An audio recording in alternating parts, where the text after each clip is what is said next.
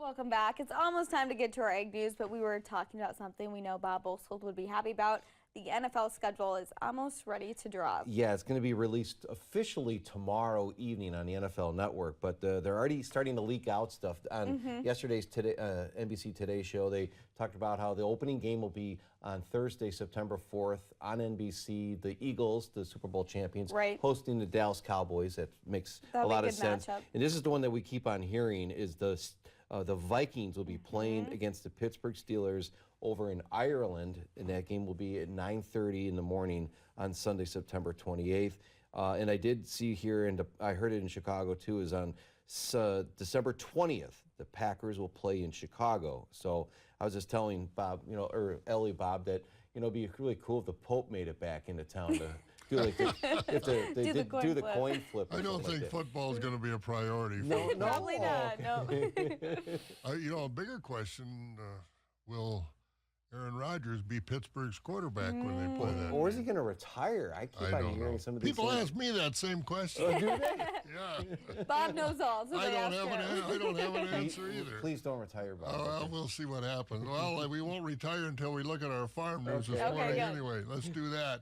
Well, yesterday, as it's been all over the news, trade officials from the U.S. and China announced the U.S. would reduce tariffs on Chinese imports from 125% to 30% for the next 90 days, and China has agreed to reduce their retaliatory tariffs on U.S. goods from 125 to 10% during that same 90-day period. The U.S. Meat Export Federation President and CEO Dan Hallstrom issued a statement in support of the reduced tariffs and is hopeful that this agreement is the first step towards restoring access to China for U.S. beef and pork, and other farm organizations are all hailing this delay as well. Soybean futures opened 18 to 19 cents higher on the Monday markets because of that announcement. The tariff dispute so far has disrupted agricultural sales to China as old crop soybean sales have stopped, mainly due to the seasonal Brazilian harvest. And unfortunately, Chinese buyers have not locked in any purchases of U.S. soybeans for the 2025-2026 cropping year. Well, grain traders are saying yesterday's USDA World Agriculture Supply and Demand Estimates report was a little bullish for both corn and soybeans.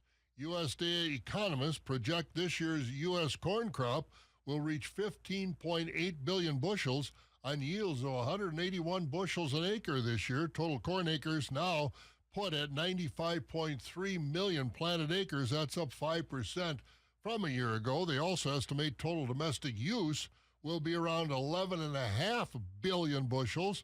Export of the new crop at about 2.7 billion bushels. And they say the expected corn price is now put at $4.20 a bushel, and that's not high enough. The soybean crop is now estimated to be 4.34 billion bushels on yields of 52.5 bushels an acre, coming from 83.5 million planted and 82.7 million harvested acres. When all soybean usage is figured in, ending stocks, 295 million bushels, with the average soybean price this year being about $10.25 a bushel. And the 78th Allison Dairyland Finals will be in Crawford County down in southwest Wisconsin. That starts this Thursday, May 15th, and running through Saturday when we'll have the announcement of the next Alice. And Alice, of course, is an employee of the Wisconsin Department of Agriculture, Trade and Consumer Protection, receives a $45,000 salary plus benefits, and she gets to drive Tassie. That's the vehicle supported by the Wisconsin corn growers, as she learns more about Wisconsin agriculture and teaches anyone and everyone about our Wisconsin agriculture. Haley Heinzel is our 77th Allison Dairyland. She'll hand over her tiara officially on July 7th after appearing at June Dairy Breakfast during her final month as Alice. And unfortunately, none of the young ladies, none of the 6 finalists are from our area. Got to change that. Let's go to the market board yesterday, and we saw corn was down. Beans were up yesterday. Crop report, China talks, all kinds of things involved. Overnight, though, markets were down. July corn down 3 cents at $4.44. The wheat down 6. July soybeans down 4 to 5 cents at $10.66 a bushel.